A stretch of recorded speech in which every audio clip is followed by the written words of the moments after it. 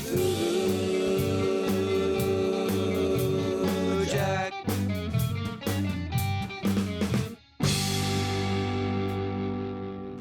Stumbling upon the trailer for Miller's Girl, which opened last week, I became obsessed with the song Burn It Down by Daughter, which appears in the trailer. The lyrics do reveal quite a bit about the plot of the movie in certain literal senses, so I was intrigued. I've enjoyed what I've seen of Martin Freeman's work, and I think Jenna Ortega has more soul behind those almond globes than the current crop of star drones who now fill out the streaming and social media with their placid expressions and horn-blowing causes. Let me preface by saying I've seen my fair share of Van Halen's Too Hot for Teacher-style flicks, which widely vary in genre and degree of spice. Check out 2001's Piano Teacher, for example, by director Reinke and starring Isabella Huppert. You will not forget this one, trust me. Throw in the writings of Henry Miller and, well, you either deliver the salacious goods or you're gonna fumble your way to the sideline. Miller's Girl is more of the latter. Jenna Ortega plays an 18-year-old Cairo who lives in Tennessee at her parents' inherited estate.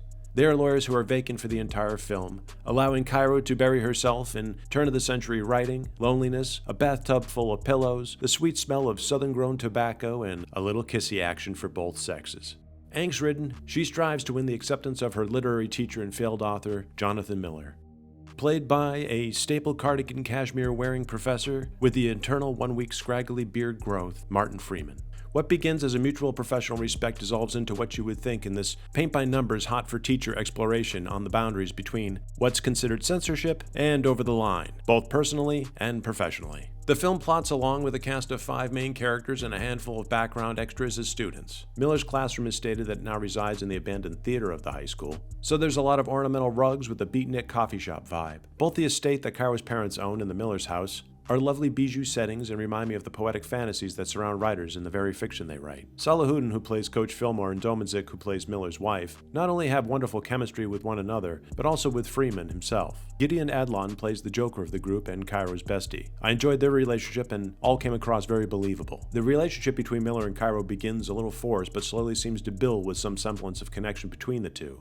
When Cairo is given a writing assignment and chooses Henry Miller's voice for inspiration, that's when the film derails. Not in the layup necessarily to her paper, though Freeman's Miller character pleasuring himself in the shed while reviewing it is pretty cliché by today's standards. The director could have been a little more clever. It's the response and reaction of Cairo's disgruntled self after Miller refuses to accept her final thesis due to it being lewd and probably realizing that fraternizing with a student isn't the smartest move. Cairo goes nuclear and reports him to the vice principal. There's a brief meeting with the VP and both contenders. Miller is put out to pasture in the last scene where he is sitting outside the steps of the review board. As Cairo walks up, no exchange between them, we only hear Cairo's interior monologue the whole time as she peps herself up to destroy this man's life further. Her final sentence is, quote, "Now, I am a writer," unquote.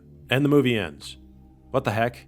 Now this movie is an hour and 37, which I was tickled pink for, especially in this day and age of overwrought plots and bloated empty vessels of movies. I don't know if it was written this way or chopped up in the editing, but the third act was a hurry and wrap this mess up, completely unsatisfying, and when it ended I thought I had been punked. Not to mention that you end the movie on the line, "Now I am a writer." Oy vey. As a character, Cairo sets all these things in motion herself and is goosed along by her friend Winnie to turn up the heat between her and Miller.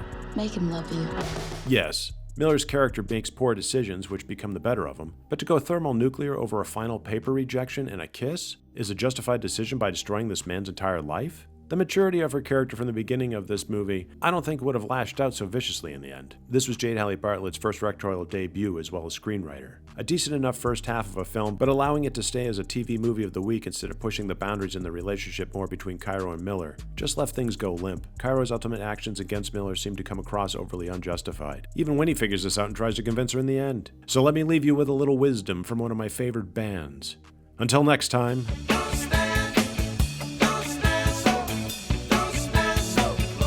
Love is for Lovecraft this February, 25% off store-wide at our Etsy shop. 158 5-star reviews with 440 sales and counting. So click links below to be notified. Many thanks for the support, and Hail Cthulhu!